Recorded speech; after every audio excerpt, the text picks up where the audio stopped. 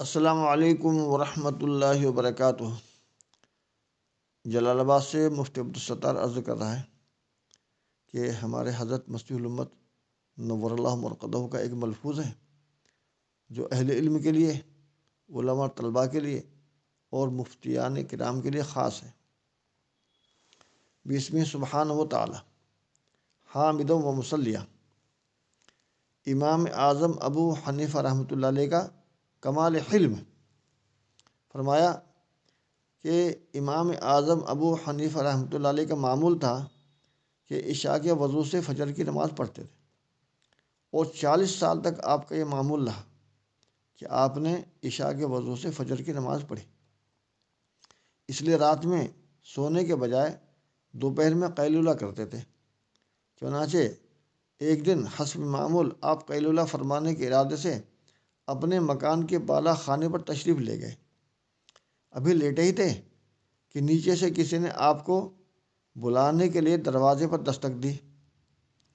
آپ اوپر سے نیچے تشریف لائے اور زینے میں تقریباً 20 پیڑھی تھی، 20 درجے۔ جب آپ نیچے تشریف لائے تو اس شخص سے دریافت فرمایا کہ بھائی کیا بات ہے، کیا کام ہے؟ اس نے کہا کہ جی حضرت، میں ایک مسئلہ معلوم کرنے آیا تھا مگر کیا کروں، بھول گیا۔ تو امام صاحب نے فرمایا کوئی بات نہیں، اور یہ فرما کر آپ بالا خانے پر تشریف لے گئے۔ ابھی لیٹے ہی تھے کہ اس شخص نے پھر دستک دی۔ آپ زینے سے اتر کر نیچے تشریف لائے اور فرمایا کہو بھائی کیا بات ہے، کیا مسئلہ ہے؟ اس نے پھر یہی جواب دیا کہ جی جب آپ نیچے اتر رہے تھے اور قریبی آ گئے تھے، وہ مسئلہ میں بھول گیا، یاد نہیں رہا۔ آپ نے فرمایا کوئی بات نہیں، اور واپس اوپر تشریف لے گئے اور لیٹ گئے۔ آپ لیٹے ہی تھے کہ اس نے پھر دستک دی اور بلایا۔ آپ نیچے تشریف لائے اور اس سے فرمایا کہ بھائی کہو کیا بات ہے۔ غرض اسی طرح 3-4 دفعہ اس نے آپ کو دکھ کیا، پریشان کیا، اور آپ کو اوپر سے نیچے اترنا پڑا اور چڑھنا پڑا۔ تیسری یا چوتھی مرتبہ اس نے کہا کہ جی حضرت، میں یہ پوچھنا چاہتا ہوں کہ پاخانے کا ذائقہ کیسا ہوتا ہے؟ امام صاحب نے فرمایا کہ تازے کا معلوم کرنا چاہتے ہو یا باسی کا؟ اس نے کہا کہ دونوں کا بتا دیجئے۔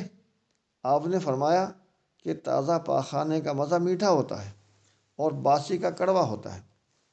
اور امام صاحب کا یہ جواب سن کر اس نے بڑی جسارت سے کہا کہ آپ نے کیا کھایا ہے کبھی؟ مگر امام صاحب نے اس پر خفگی کا اظہار نہیں کیا۔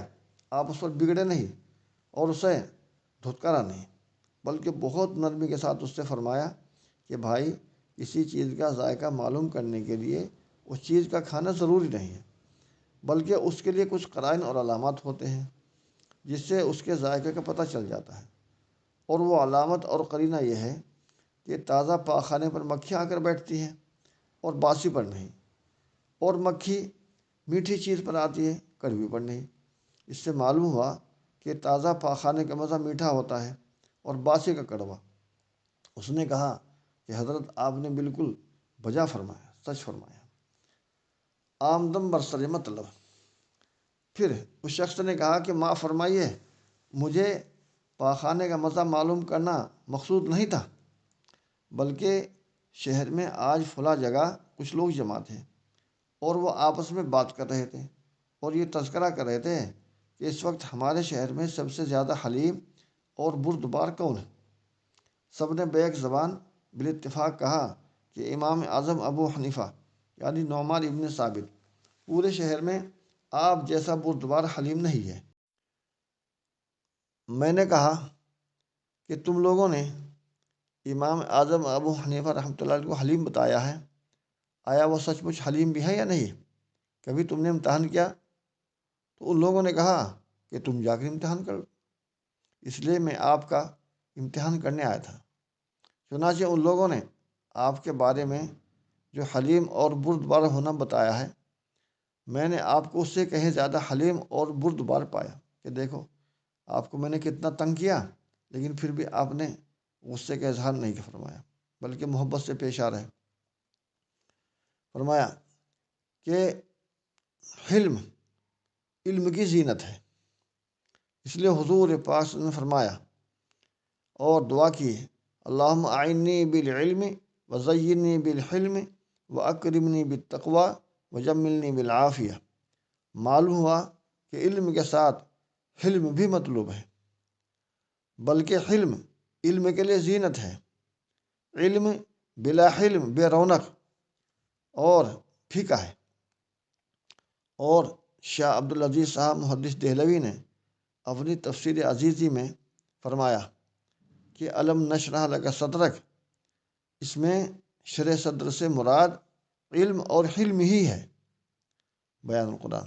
بہرحال آپ صاحبوں نے امام اعظم ابو حنیفہ رحمۃ اللہ علیہ کی بردباری اور حلم ملاحظہ فرمایا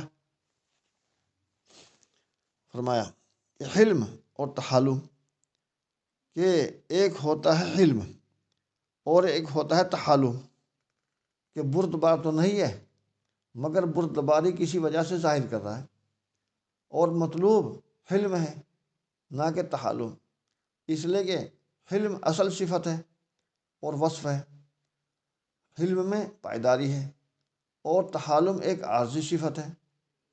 اگر ذرا کچھ مزاج کے خلاف کچھ پیش آ گیا تو بھڑک اٹھا، آگ بگولا ہو گیا، برق رعد ہو گیا، گرج کڑک شروع کر دی۔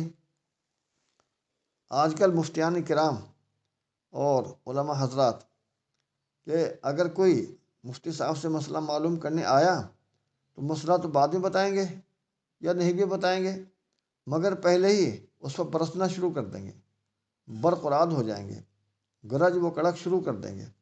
ویسے نہیں کہہ رہا، میرے پاس خطوط آتے ہیں اور مجھے تجربہ ہے۔ تو امام صاحب کو دیکھو کہ اس شخص پر خفا نہیں ہوئے، بگڑے نہیں ہوئے، پرسروئی کا اظہار نہیں کیا۔ اور ہم لوگوں کو امام صاحب کی اس واقعے سے عبرت حاصل کرنا چاہیے کہ